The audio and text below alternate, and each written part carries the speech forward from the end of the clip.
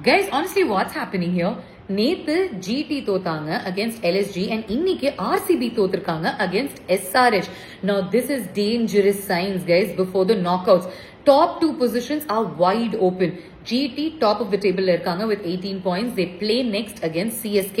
Largely ஜெயிச்சிருவாங்க அப்படின்னு எல்லாருமே யோசிச்சுக்கிட்டு இருப்பாங்க. So they, I think, will go into the top two. Remaining ஒரு பொசிஷனுக்கு Punjab, RCB and MI are in contention. நாளைக்கு பஞ்சாப் விளையாட போறாங்க. They will be up against DC. Suppose அவங்க ஜெயிச்சிட்டாங்கன்னா அப்போ MI has no chance to make it to the top two. RCB has one more game against LSG.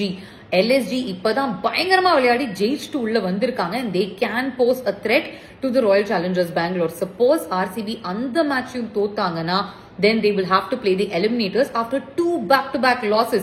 We all know momentum எவ்வளோ பெரிய word in this tournament அப்படின்னு சொல்லிட்டு in this sport actually. So RCB has to win their last game against LSG. Let's look at Punjab. If they win against DC, then they go to 19 points and they have a shot at the second position.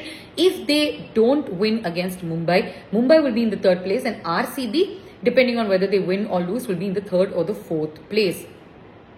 Chicho, RCB fans க்கு என்ன நடக்கும் இப்ப ரொம்ப டென்ஷனா இருப்பீங்களே. Who do you think is going to finish in the top 2 னு comments ல சொல்லுங்க.